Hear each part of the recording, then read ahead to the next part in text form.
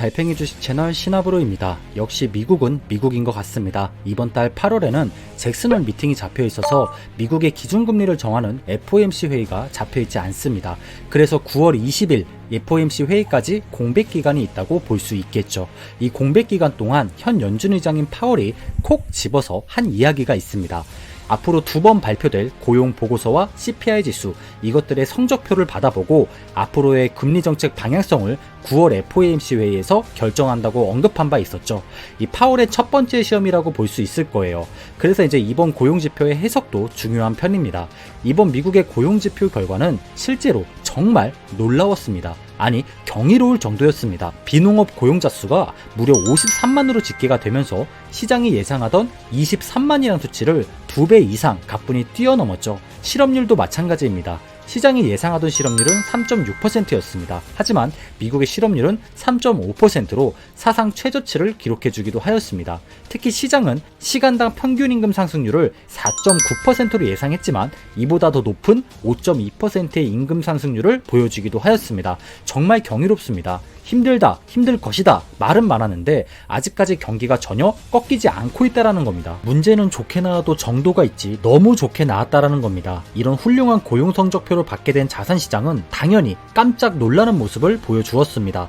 그저께 고용지표가 발표되자마자 나스닥 시장은 장전 급락하는 모습을 보여주었고 미국채 2년물이 갑자기 폭등하는가 하면 달러 인덱스도 고개를 다시 들어대는 이러한 모습을 보여주었습니다.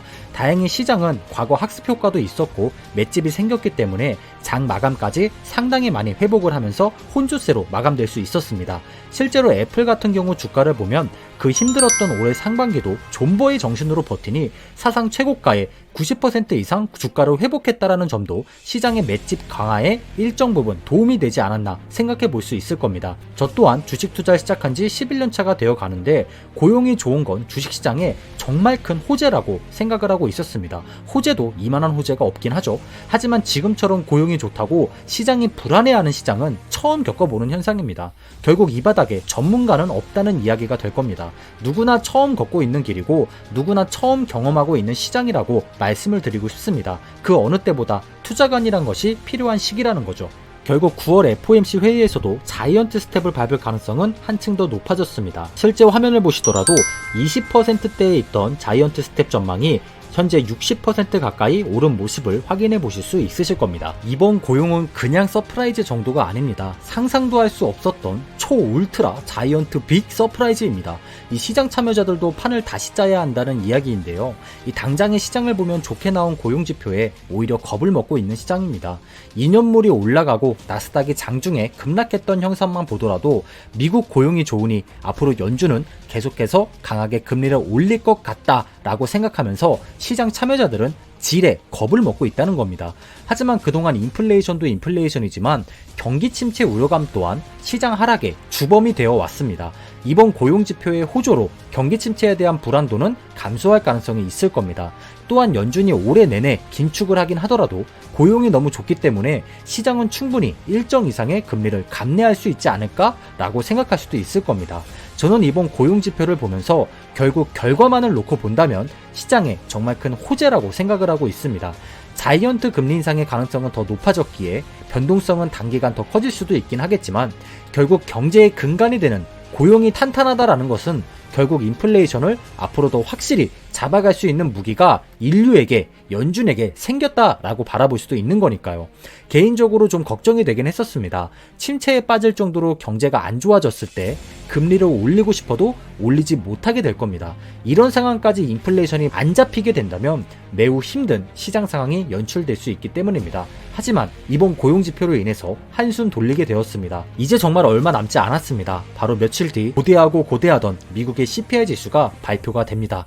이 시장과 우리를 괴롭히고 있는 인플레이션이 지금 잡혀가고 있는지 아니면 잡히려면 아직도 멀었는지를 직관적으로 확인해 볼 수 있는 그런 시간이 될 것입니다. 4월은 다음 9월 FOMC 회의에서 금리 결정을 고용과 CPI 지수 모두를 참고해서 결정한다라고 언급한 바 있었습니다. 이번 첫 고용은 좋게 확인이 되었습니다. 만약 CPI가 내려가는 모습을 보여준다면 시장은 크게 환호를 할 수 있을 겁니다. 그 정도에 따라서 올해 미국의 금리가 큰 폭으로 오를지 작은 폭으로 오를지 어느 정도 예측해 볼 수 있을 겁니다. 시장의 방향성은 우리가 예상하기 어렵지만 적어도 금리의 방향성은 우리가 충분히 단기적으로도 예상해 볼 수 있기 때문입니다. 주식은 정치와 뗄래야 뗄 수가 없는 관계입니다. 정치가 정책을 만들고 정책이 기업들의 실적 그리고 시장에 영향을 줄 수밖에 없기 때문입니다. 최근 미국의 행보를 보면 저는 개인적으로 기대감이라는 것이 생겨나곤 합니다. 가장 최근 미국의 권력자라고 볼 수 있는 펠로시가 대만에 방문을 강행했습니다. 결국 수많은 전투기가 떴고 현재도 미국과 중국의 갈등은 골이 깊어져만 가고 있는 상황입니다. 현재 러시아와 우크라이나의 전쟁이 끝나지 않아서인지 유독 더 많은 분들이 근심 어린 시선으로 미국과 중국의 이런 갈등을 예의주시하고 있는 상황입니다. 앞으로 몇 달이 지나면 미국은 중간 선거를 하게 됩니다. 4년 중 2년마다 선거를 치르게 되죠. 그 어느 때보다도 활약을 해서 표심을 얻어내야 할 것입니다. 현 정권을 잡고 있는 미국의 정부는 적어도 중간 선거 전까진 정책적으로 많은 쇼를 보여줄 수밖에 없을 겁니다. 그런데 말입니다. 최근 미국의 행정부에선 인플레이션 감축법이란 이름으로 560조를 푸는 이상한 법안을 통과시킬 예정이라고 합니다. 이 정책은 예전에도 있던 정책이지만 BBB란 이름으로 통과되지 못하고 있다가 이번에 이름만 바꾸고 통과가 될 예정이라는 거예요.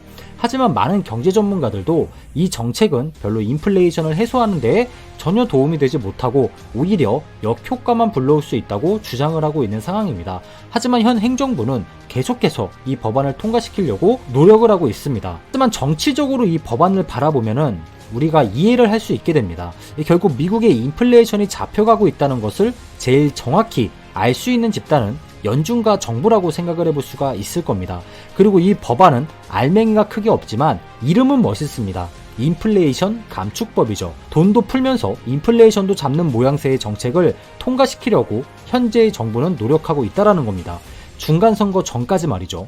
결국 중간선거 전까지 인플레이션이 점점 잡혀가는 흐름이 보여진다면 멀리서 바라봤을 때 이 인플레이션 감축법 때문에 인플레이션이 잡혀가는 듯한 착시 효과도 보여질 수가 있을 겁니다. 결국 그들이 원하는 건 자신들을 지지해줄 국민들의 표입니다. 지금 시점에서 이러한 정치적인 쇼를 벌인다는 것은 분명 뒤로 어딘가 믿고 있는 구석에서 나오고 있는 그런 부분이 아닐까 생각해 볼 수가 있을 겁니다. 그리고 이러한 우리들의 생각이 맞아 떨어진다면 인플레이션은 결국 현재도 잡혀가고 있는 중이라고 생각해 볼 수가 있을 겁니다. 또한 여전히 미국의 경제는 건조하다는 뜻이고 적어도 올해의 금리 인상은 당장 미국에게 엄청난 경기 침체까진 불러오지 않을 가능성이 높고 내년엔 완만한 동결 혹은 금리 인하로 갈 가능성이 높다라고 생각해 볼 수 있을 겁니다. 그래서 저의 개인적인 생각이지만 정작 중요한 건 지금의 고용시장이 아닌 내년의 고용시장 같기도 합니다. 오늘 영상을 보신 분들은 생각할 거리가 많이 늘어나셨을 겁니다. 바이든의 돈 풀기는 표를 하나라도 더 얻기 위한 발악일까? 아니면 뭔가 믿는 구석이 있기 때문에 큰 그림을 그리고 있는 것일까? 또한 펠로시의 대만 방문도 정치 쇼일까? 트럼프를 견제하는 것일까? 자신의 포트폴리오 때문일까? 또 중간선거 전까지 증시는 오를까? 내릴까? 인플레이션은 질질 끌려다니면서 잡혀갈까? 확 잡힐까? 그러니까 생각할 거리가 가득가득한 그런 시장인 것 같습니다. 우리는 정치를 생각하면서 서로 싸우는 사람들이 아닙니다. 현 정치를 생각해 보면서 어떠한 방향성이 더 돈을 벌 수 있는 방향성일까를 우리 스스로 생각해 보는 그런 사람들이 되었으면 좋겠습니다. 이번 미국의 중간선거 결과가 무척이나 궁금해집니다. 트럼프, 바이든, 이 구독자분들의 생각도 댓글창에 남겨주시면 모두에게 많은 참고가 될 것 같습니다. 놓쳐서는 안 될 한 주간 일정입니다. 사실 3일 뒤 10일 뒤에 발표되는 미국 CPI 지수가 가장 큰 관건이 될 것 같습니다. 지난 2개월 동안 인플레 피크아웃 통과에 실패해 왔었지만 이번 CPI는 정점을 확인할 수 있을 것이다 라는 기대감이 높은 상황입니다. 아무래도 6월 중순 이후에 주요 원자재들의 가격들이 하락세를 보였다는 점, 그리고 뉴욕 연은에서 집계한 6월 공급망 압력 지수가 많이 하락해 주었다라는 점, 그리고 유가 또한 6월 이후 꾸준히 하락했다라는 점이 이러한 근거들을 뒷받침해주고 있습니다. 기업들의 ROE가 꾸준히 높아지기란 정말 힘이 듭니다. 똑같은 맥락으로 인플레이션 또한 꾸준히 높아지기란 정말 힘이 들 것입니다. 부디 시장이 예상하던 것보다 더 많이 내려가 주길 기원해 봐야겠습니다. 저는 요즘 인텔과 AMD의 주가 흐름을 비교해 보면서 다시 한번 장기 투자도 무지성 투자가 아닌 꾸준히 공부해야 하며 투자해야 한다는 것을 다시 한번 느꼈습니다. 과거 전 세계를 호령하던 인텔이란 기업은 AMD를 경쟁 상대라고도 생각하지 않았을 겁니다. 하지만 안주하고 덜 성장하며 기술 발전의 게으른 모습만 보여왔던 이른바 양측의 인텔은 현재 AMD와 시총이 역전되기까지 이르렀습니다. 물론 인텔은 업력과 노하우가 있는 기업이니만큼 언제든 AMD를 다시 역전할 수 있는 그러한 잠재력을 지닌 기업이긴 하지만 결국 5, 6년간 인텔의 순이익은 감소했고 AMD의 순이익은 꾸준히 증가했었습니다. 결국 실적에 주가는 장기적으로 수렴해 오면서 결국 시총 역전이라는 이벤트가 터졌다고 생각해 볼 수 있을 겁니다. 공부는 하기 싫고 투자는 하고 싶다면 시장 지수를 추종하는 ETF에 투자하시면 됩니다. 시장 평균만큼의 수익률은 항상 거머쥘 수 있으실 것입니다. 하지만 조금 더 욕심을 내서 시장 초과 수익률을 바라보는 사람들은 꾸준히 공부해야 한다는 것을 잊지 않아야 될 겁니다. 주말에도 시청해주셔서 감사드리고요. 내일도 더 도움이 될 만한 영상으로 찾아뵙도록 하겠습니다. 행복한 주말 보내시기 바랍니다. 감사합니다.